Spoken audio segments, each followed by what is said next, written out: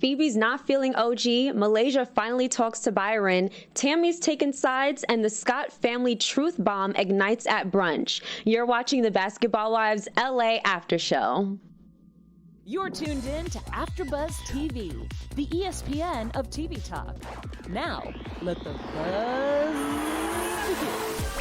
Hi, everybody. Woo! I'm so excited to be here. Hey, guys. We're missing one, but it's okay. We're going to pull through anyway. Yeah, this conversation piece will be back next week, but we're going to hold it down. Absolutely. So we have so much to get into today, a lot of drama.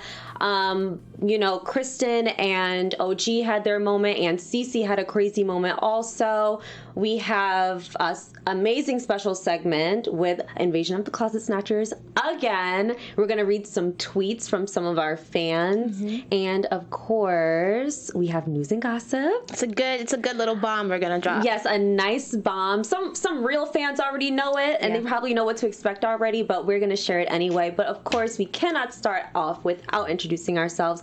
My name is Breanna Chianne, and I have the lovely Adaeze here by my side. Hi, everyone. How are you doing? I can hear you guys saying that you're well, so I'm happy. So, straight to it. Thoughts. Go. Wow. I was a bit torn this episode. It's just so much is coming out. We know that, the Scott bomb was dropped, and I just wasn't sure who's at fault. I mean, I know who's at fault, but there was a lot of, it's her fault, but no, it's really her fault. So I was kind of torn this episode. I wasn't as riled up as I was last episode, but. Yeah, I'm definitely glad it was a little bit more toned down this time, because last episode was very crazy. I think, because you and I, we were going back and forth because we have very different opinions with the CeCe and Kristen thing. And it's kind of just like a figuring out of reaction versus action, which one is, which one was worse, which one equaled. So it's just different perspectives. Right. But I'm sure as the season goes on, we're going to be able to get a better understanding of everything. Right. Well, first of all, we're going to get a clear understanding of how Phoebe feels about OG. And it couldn't be any more clear than what Phoebe divulged about OG's comment about the gag order. What did you think about OG's comment? It didn't surprise me, because we know OG is a troublemaker in this group. And that's why it's kind of hard to side with her for anything. Mm-hmm. And it kind of, we'll talk about that later, but that's why it kind of bothered me how adamant Tammy was that she was the victim in the situation, when we know OG is a troublemaker. Yeah. And so in the way she said it too, like, obviously she was being snooty and shady. Like, she could have been like, you just said his name, girl, you don't got a gag order? Right. Phoebe would have took that different. Right. But of course she said, gag order? Like, come on, OG, like, what is your real problem? And you just met this girl. Yes. And I love how Phoebe went straight New York. She's like, I'm not no bird baby mama. Like, right. Like, I'm a boss ass bitch. Like, you take that here. So. Exactly. And the thing is like, for OG, like you said, she doesn't know Phoebe. And you can't just come out your mouth talking about, oh, you don't have a gag order, because that's very disrespectful. It's very disrespectful. And I know OG would feel some type of way if somebody came at her who didn't know her. And like, if she and Kwame had a situation, they're like, oh, you don't have a gag order. And I think OG's a little bit pressed too that Kwame was on the last season. Yeah. So it solidifies her relationship with him. Yeah. And that's probably why she felt ballsy enough to be able to say that, but it's still not okay. I just don't understand that, how OG could take such a big stance, like she's better than anyone else, when like she looked like the butt of a lot of jokes last season, when she was like trying to seduce her man and ask her man when does he want to marry her, and he was giving the I don't know. Like, girl, let's remember your humble beginnings and calm down. Like, that was just unnecessary from OG for me, because they weren't even living together. She was begging to live together too. Like, please. And the thing is, you would think that with all of that, she would, like you said, be more humble. But I don't know. There's just something about OG where Shawnee hit it on the head. She said that girl is mad. Mm-hmm. And I just don't understand, why are you so mad? I think she's probably trying to solidify her place in the group and maybe be on the show. By being messy? Because you think about it, Kwame's not on the show anymore. if she wasn't this messy, she really wouldn't have a place in this group. She'll just be a floater. Like, I mean, she does have a little beef with Kristin, but that's going to run its course. Yeah. When that runs its course, who's she going to really, like, what would OG's place be on this show? It's going to be now her versus Phoebe. I just see her MO. I do. And I don't like her. Yeah. Her character. The character on this show. Yes, the character on the show. Absolutely. Yeah. I agree with that. Byron finally told his truth, his side. I'm really glad that Malaysia went straight to Byron and said, even though she made it clear it was her last resort, it was something that had to get done. Right. And I was very surprised by the way he responded to Malaysia. So do you think that their exchange could push them in the right direction, or do you think they're still stagnant? Well, first, what surprised you about Byron's reaction to Malaysia? Well, more the fact that he was just kind of like, it's not a big deal.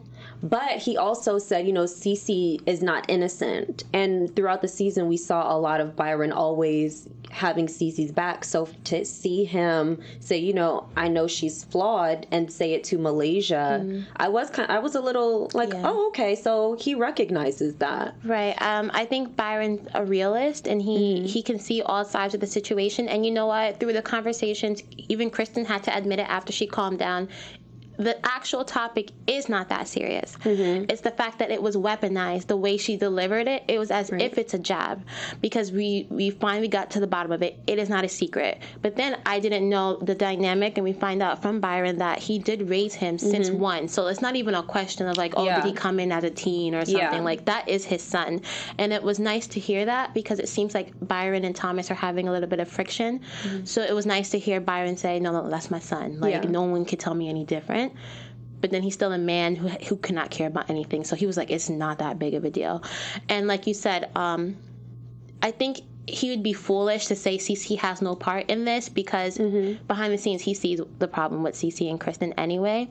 And it would just seem a little bit naive of him to be like, CeCe is completely innocent. So I'm glad Malaysia went to Byron. I feel like that was a long time coming for sure.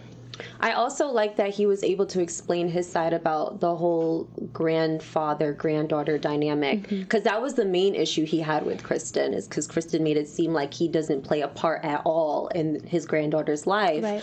But he made a valid point in saying, I reach out all the time, you don't respond, or if you do, you have an excuse for why I can't see her, and you don't bring her over to my house. Right. So why am I going to keep on trying if you're not putting in any type of effort either? Right, and that's what makes it so hard for me to side with Kristin, because I just, when we were going back and forth, I was just like, Kristin is not innocent in a lot of the things she does, but then the way she puts it out to the group, it's just like, oh, poor Kristin. Like, you would have thought, dang, Byron, the problem he's having with Thomas is affecting his grandchild. Like, how could he not see it? And then you realize, he made such a good analogy. Like, he's going to keep running into this wall until he figures out that if he stops running, and he won't hit this wall anymore. I don't know Byron, but I don't see him as a bad guy. I'm sure he's tried, but you can't keep telling him, oh, the baby sleep, and then complain that he doesn't come and see the baby. Like, what does a little 2-year-old sleep? Okay, we'll wake the 2-year-old up. That's your grandfather. But we do have to remember, though, it's not only Kristin. It's Thomas also. Right, but it seems like Kristin is the mouthpiece in that. I can't put the blame because I don't know the family dynamic, but when you see dynamics of a couple, you can tell who's the mouthpiece, who moves, who budges. Kristin seems like the more dominant person in the family. Like, Kristin probably is the one to arrange the meeting of them coming together. Right. Kristin probably, because men aren't going to do that anyway. Right. So that's why I'm saying I'm not blaming Kristin, but if Byron reaches out to Kristin and Kristin's the one kind of pushing him away, not to say that Byron's free of fault. He's not going to, I don't see Byron being how relaxed he is. I don't see him now, okay, let me go to Thomas. He's going to think that they're talking as a group, as a married couple, which is how married couples usually do. And if they're like, we don't want grandpa to come around, I don't see him pushing any further. So I think that's also shows just how you made that comparison about talking as a group, as a married couple. I think that's why Kristin had such strong feelings towards CeCe about Byron not seeing their granddaughter, because she wanted CeCe to say, look, let's just go over there. Let's just drive by. Let's just pop up. They're down the street. And CeCe made it very clear, and we're going to get into that later. She made it very clear, like, it's not a priority for her. Mm-hmm. At this point, and the one thing that I would say is that Kristin is saying that Kristin said last season that it was CeCe holding Byron back, not taking the initiative. She wasn't saying, CeCe, I just want you to take more initiative to bring the baby over or come see the baby. She was just like, I think that you're telling Byron to not come over. She was putting blame on CeCe instead of asking for initiative. And that's the problem I have, because if you're going to look at them as one couple unit, you have to, remember who's actually related to your kid. It's Byron. So it's a little bit too easy for her to blame CeCe. I think she was a bit delusional that she thinks that CeCe is just mastermind controlling this man, when clearly Byron does whatever he wants to do. And I said it, I'll say it again, from episode 1. I said Byron is an old man. He doesn't have time for this drama. He's not with it. He wants no parts. He just wants to enjoy his life and his retirement and his wife. And he's about to get married. Like, you really can't be bothered during these times, especially during a marriage planning. My brother's about to get married, so I know exactly how it is. It's a stressful thing. It's a very stressful thing, and also a really happy moment. Like, this is probably the last thing that he wants to engage with. But he is on the show, so he has to want to engage with it a little bit. So Kristin made a good point later on in the episode when she said, what is it going to be like when you're walking down the aisle? I think it was Malaysia said it. When you're walking down the aisle and you know that your family is at odds. Like, how is that going to make you feel to CeCe? And I don't know. I wish I saw more emotion from CeCe in this case. You can't force someone to feel something, but I just wish something would click in her and be like, you know what? Maybe I can do a little bit more.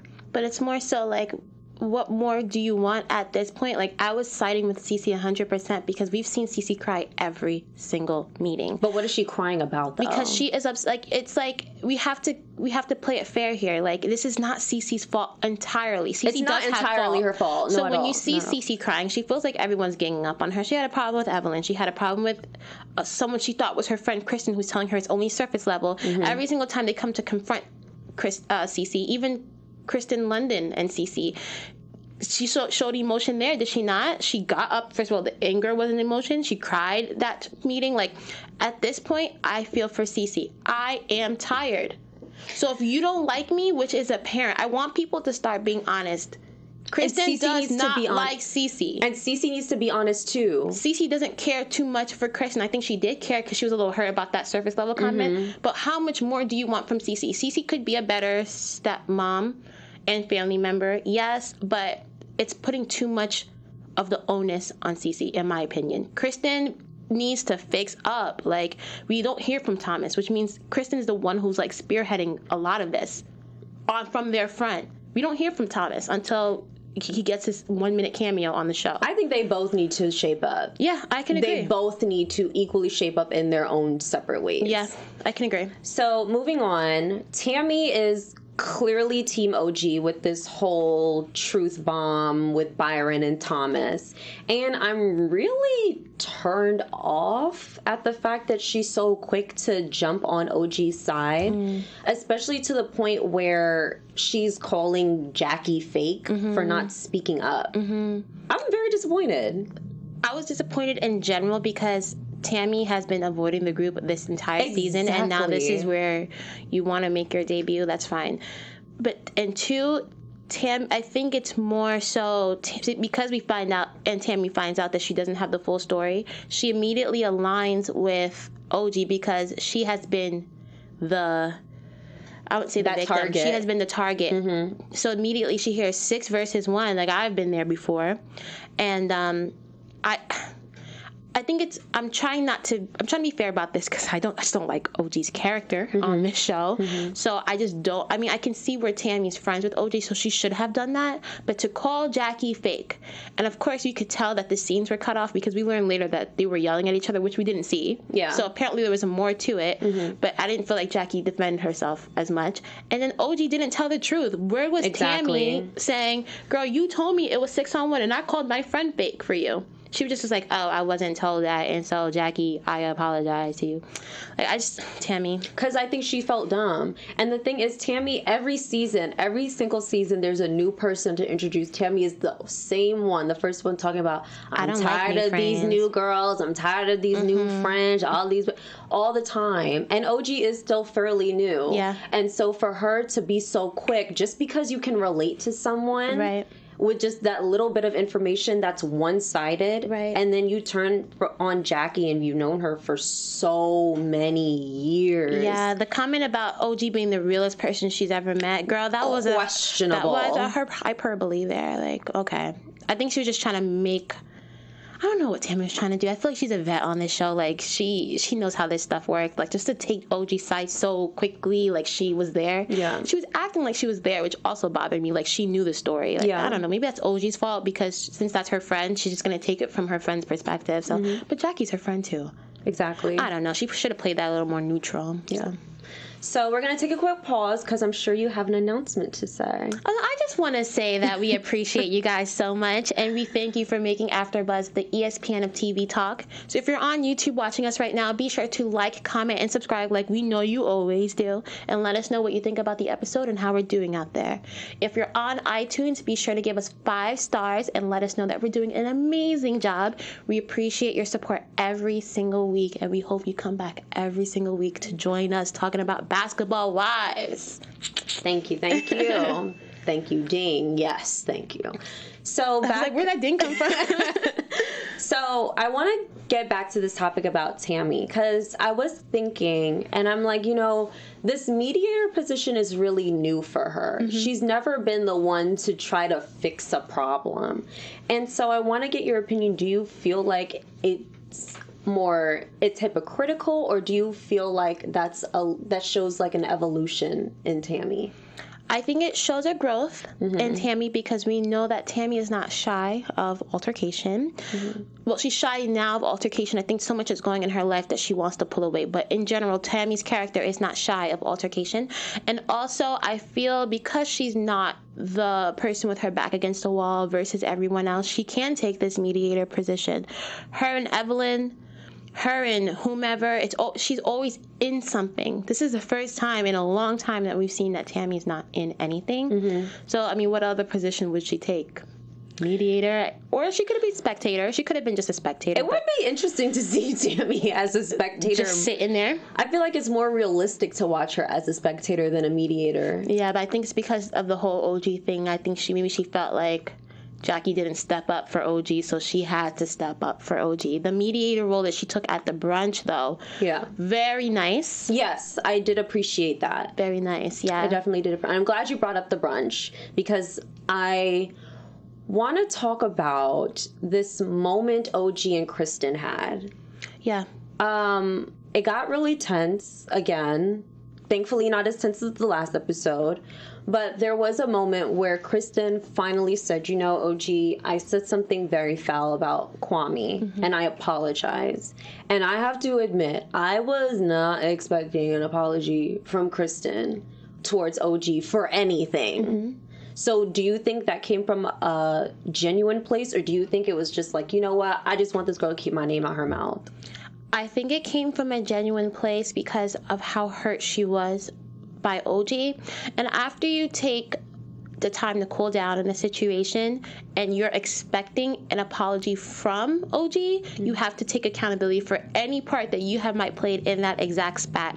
And when you say things below the belt. Now, it was bleeped out for us, and we kind of tried to make our own. I think we figured out what she said, and so she knows it's a low blow. So if she's going to even expect a my bad from OG, she has to say I'm sorry. And it takes a hurt person sometimes to know a hurt person. So she had to know OG was hurt by that. I mean, one came before the other, right? She said the comment before OG dropped the bomb. But OG seemed like she was gearing up to drop that bomb anyway. Yeah, she was waiting for her moment. Yeah. But you don't know that until after she dropped. I mean, if say that spat did not happen, OG would have had no entrance to do it. She might have wanted to do it in a way. Mm-hmm. It wouldn't have happened like that. She might have like leaked it to Evelyn or something. Yeah. But in that moment, you can only take responsibility for that moment. Had Kristin not been like, you know, they could have even had little words for each other. Mm-hmm. It's the whole, like, the Kwame comment is what was like, oh, no, I got you now. Because she could have just been like, OG, I don't even like you. What entrance would OG have to say? Okay, but your last name's not even Scott. So you feel like the Kwame comment was enough for OG to say that? You're implying my man, if what we think she said is what he said, mm-hmm. she said, mm-hmm. in this public setting, you're implying that my man mm-hmm. is doing whatever she said he had done. Yeah. If I'm looking for an entrance to come at you, this is it. Like, in my head, I'm like, okay, ding, ding, ding. Like, yeah. I'm gonna get ready at you now, and mm-hmm. you're not gonna have nothing to say after. So, like I said last episode, you cannot tell people how to play defense. So. Yeah, I will agree, because there was, when we were talking about this before, I was saying nothing is okay enough to say something about family. But I will say, if you talk about my mama or my man, it's no holding back. And that's going to be her husband, hopefully. Well, so we say that's going to be her husband. So just like Kristin got her husband's back, how could you, or you know, like mm-hmm. how could you not expect her to have her longtime fiance boyfriend's back, whatever he I'm not sure. Did they say they were getting married? No. Or she wanted a kid? She wants it all, to do but it, they haven't gotten gotten to that point yet. So, but still the same thing. Like, even my long-term boyfriend, like, I wouldn't really accept anything, especially for my enemy. Yeah. That's the big thing. Kristin said it. Like, she was waiting for that. Mm-hmm. Well, I'm glad that they got that out the way and that apology. So hopefully we won't have to hear it again, because I can't stand an apology and then you bring it up again. You either forgave me or you didn't move on. But one piece that we must talk about is CeCe, Malaysia, and Kristin finally had their go around. And mind you, this is the thing. There wasn't really a reason for Phoebe to be there. There wasn't really a reason for Shawnee to be there, I feel like. Because this was more about OG, CeCe, Malaysia, and Kristin. Well, no. Mind you, there was a brunch already planned by Tammy. Then Tammy is one who kind of turned it into, this is going to be the kumbaya. Because remember, she was just like, everyone's invited but Evelyn. Mm-hmm. But because, you know, Tammy was saying like, oh, this is my opportunity. We can all have a sit down. But they planned on it being a Ponderosa. Yeah, but like it was supposed to still be a brunch of friends because everyone was invited but Evelyn. You know what I mean? Now if it was like CeCe, Kristin, Malaysia, Tammy, and Jackie, then you're like, okay, what's Jackie doing there? But because everybody was there but Evelyn, it's like a brunch of friends, but this is just the perfect time to put everything on the table. So I'm glad everybody was there because there'll be no crosstalk later. Right, exactly. No he said, she say, playing telephone and messages get mixed up. Right. Absolutely. So yes, so Malaysia, CeCe, and Kristin have their moment. Yes. I don't even know how to really begin because it was such a mess of a conversation and all they do is just go in circles. So what were you hoping would happen within that conversation between them? I was hoping that CeCe took more accountability for her part in this. Like we were saying, just CeCe should not have told, whether it's a family secret or not, whether it's a big deal or not. Yeah. You never tell somebody's enemy. First of all, you don't tell anybody your family business, but you don't tell somebody's enemy your family business. That's one thing.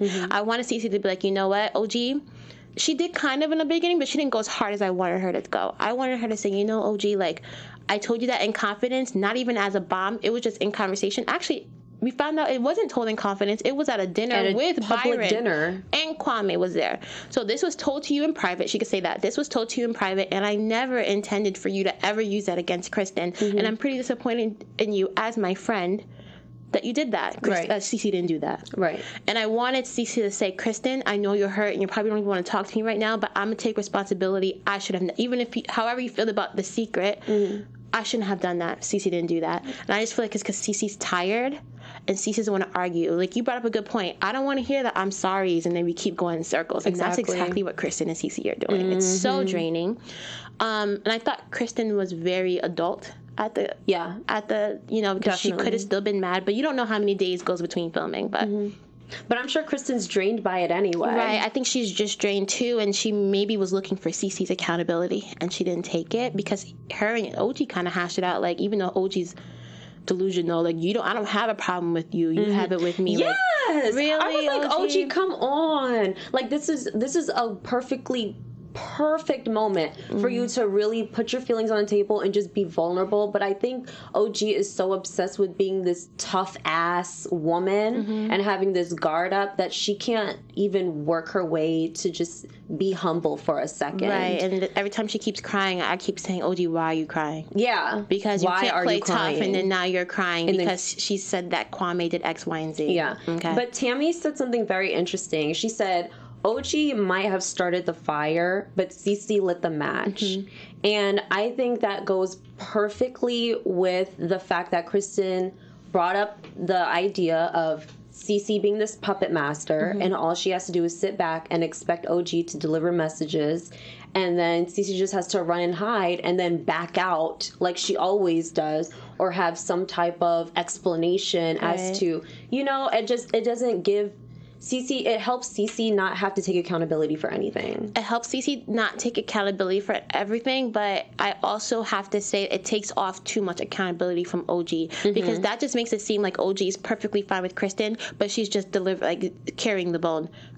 OG has a problem with Kristin. Absolutely. And I feel like her friendship with CeCe is a little bit fake because they have a common enemy. That's sometimes how girls get together. So by saying, oh, I think it's CeCe who's just planting the seeds and letting you grow them, and you're just delivering, and then OG going, it's convenient for OG to go because it takes off the heat from her. Yeah. You have a problem with Kristin and just say it with your chest. Like, I don't even like her. And she still has to answer to me for the stuff that she said about me at the reunion, you know? Yeah, but, she still has that bone. Because when she was doing the butt plaster thing with Jackie, she said, I just don't like fake females. Right. Okay, what about Kristin is fake for you? Because Kristin makes her feelings about you very clear. Yeah. So what is this issue? It's the whole fake thing. I think it's because she kept alluding to this whole Scott, you're not a basketball wife thing. But that doesn't make you a fake person. That makes a little bit of your life a fabrication, but that's a materialistic side. Like,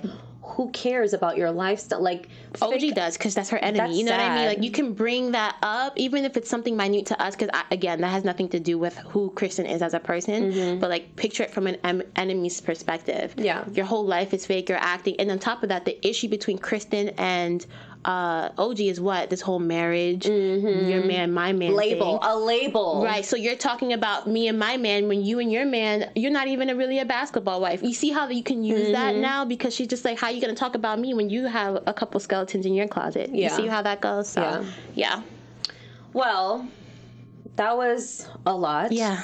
But I want to lighten the load a little bit and get to some news and gossip. Are we lightening the load? We are, because this is kind of sort of a good thing. Okay. It depends on how you look at it, but go ahead. So for today's news and gossip, we have a little bit of an announcement. Tammy states that she is leaving Basketball Wives. A fan posted a video of her interview with BET where she says that season 8 of Basketball Wives would be her last season.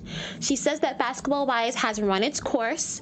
They seem to tape 6 to 7 months a year, and she just wants time to do other things. We know Tammy has her Bonnet Chronicles. She's newly married, and she's focusing on her health, which is really important, and her children. So it looks like she's moving on from Basketball Wives. And are we surprised? No. Because we've seen her pull back this season, and she even said she's gonna pull back this season. Yeah, and Shawnee acknowledged it in this episode too. Right. And Jackie did. Right. And so I'm sure no one's shocked. And even though it's sad because Tammy was an integral part of the whole franchise of Basketball Wives, I'm happy to see her kind of graciously bow out. Like, if she got into a huge fight, which we don't know yet, if the season's long, and then she left, it would not be a good taste for Tammy. But I just think that I'm okay with her leaving. I think she's purposely avoiding having to shoot with Evelyn because she knows that it's her last season and she didn't want that look. Right. She just can't be bothered, and I can't be mad at her for not wanting to be bothered. I think at this point we have to realize our age and our statuses as ladies and women. And she's a wife now. So she's above that, and I appreciate that. So we wish Tammy the best of luck. Yes, good luck, Tammy. Good luck, Tammy. Great things. And she can focus on not smoking anymore. Yes, her health is a big thing, and she looks amazing. She gained a little weight. Yes. But it's healthy. It looks so good on her. Yes, it looked like she was like losing a little bit of weight. I think she was dealing with diabetes last. Yeah. Well, she still she still is, but she's handling it better. So good luck to Tammy. Yes, amazing, awesome. So of course we have to get into some tweets as well. Yes. And we have Basketball Wives has some of the funniest fans. They're shady. They're very shady. It's a shady show. But they're honest, especially when you've been following it for so long. Like, you have an opinion about everything. Right.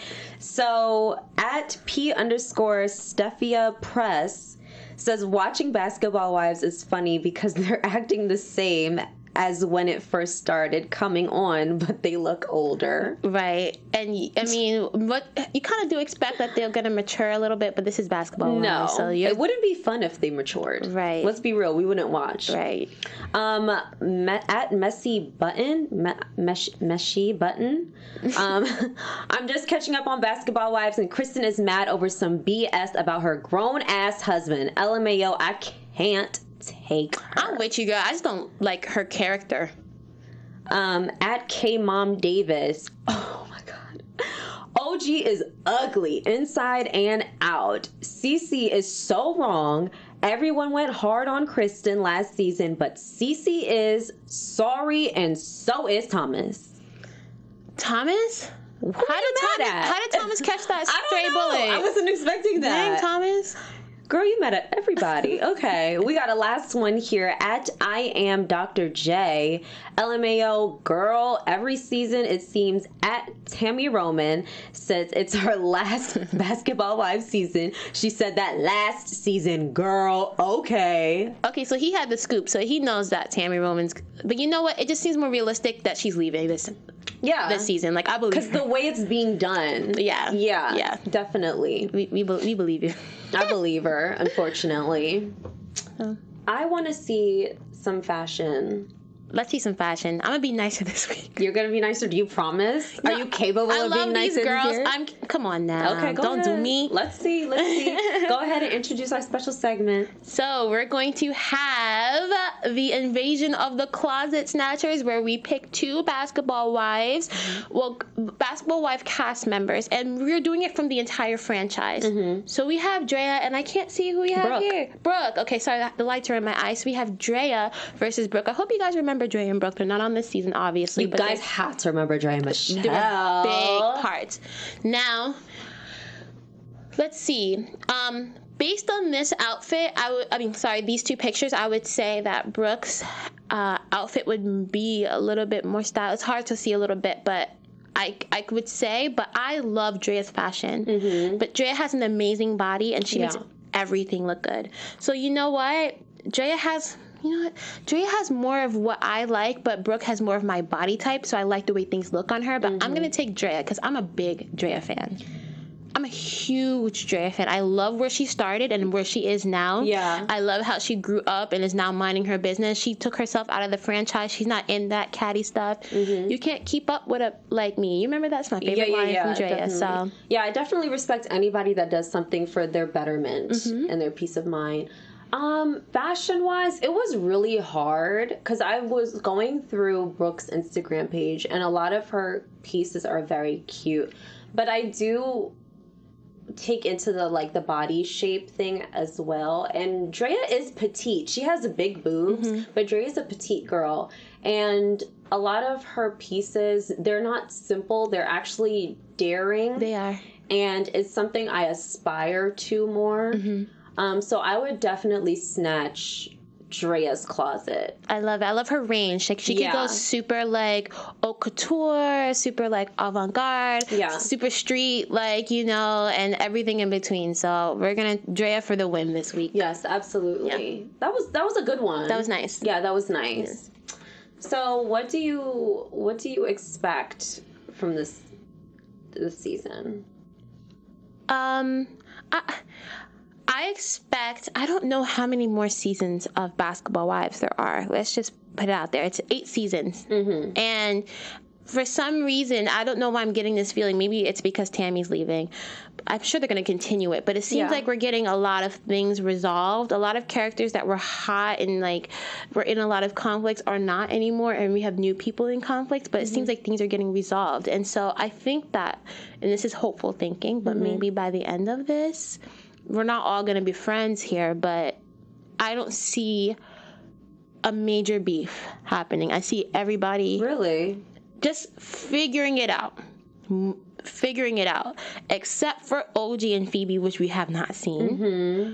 We don't know how big of a character Phoebe's going to be, so it's not like it might not even matter. It might just be something for the season, you know, but I'm just hopeful thinking, I'm just going to say that they smooth things out and maybe welcome some new girls or something. Well, with seeing how smart of a mouth OG has and how unfiltered she is, and then on top of that, how honest Phoebe is, I don't see them having a smoothing out thing. No, I said except for them. Oh, you said, yeah. Okay, yeah. I definitely see them getting into something. Mm-hmm. I hope they don't get physical, honestly, because OG is a big girl. Mm-hmm. Like, playing tackle football, that's not for the meek and mild. Mm-hmm. And so I would really hope that things don't get physical. But then again, you can never judge someone, because Phoebe might have hands, too. Right, and girls like Phoebe, they don't see size or what you do. They don't care about that anyway. So if it does get physical, which I hope it doesn't, only because, like, you're new to LA, you're a mom with 2 kids. Like, this is not your way that you should jump in. But then again, this is Basketball Wives. How could I expect everyone to be an adult? Yeah, exactly. I do want to take a quick moment because this live chat just gave me life just now. I took a glance just now, and Cameron Cruz 1974 says, "Have not yet watched the episode, but wanted to say hello to the great panelists. We'll watch the episode later, then come back for the recap. Panelists, you do a great job. Appreciate your hard work." Cameron? Is it yes, Cameron. A boy or girl? Probably a guy. I don't know. So, hi, Cameron. Thank you so much. Hi. That means everything to us. Thank you. Yes, we love the love. Yeah. Really appreciate that. But yeah, I think that there's definitely going to be drama. And then I remember in the trailer, we saw this big blow up. And it might be during this trip that they're about to take. And we saw Evelyn, CeCe, and just like everybody. running. Mm-hmm. And Evelyn was about to fight someone. Yeah, she looked pissed. And I really feel like it was CeCe. And I'm trying to... you think Evelyn was pissed at CeCe? Yeah. Based on the... Editing. The editing. And so I'm trying to figure out what could CeCe do to piss Evelyn off that much, because they don't even interact. I don't know, but then again, remember CeCe and Evelyn had an issue. It looked like it just smoothed it over. Long. But it's...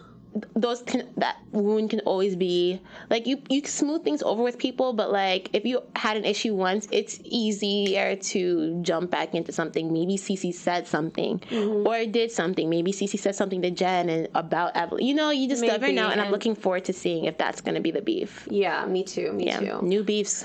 So that's what we were hoping for this season, but I want your predictions for the next episode.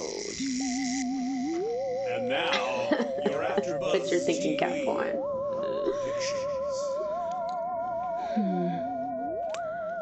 Next episode, I think we see them all come together at some type of cabin or some type of getaway. They always be going to this getaway thinking everything's going to be kumbaya. Girl. I'm so tired of them. They know what's going to happen. You put all those girls in the room in our same house.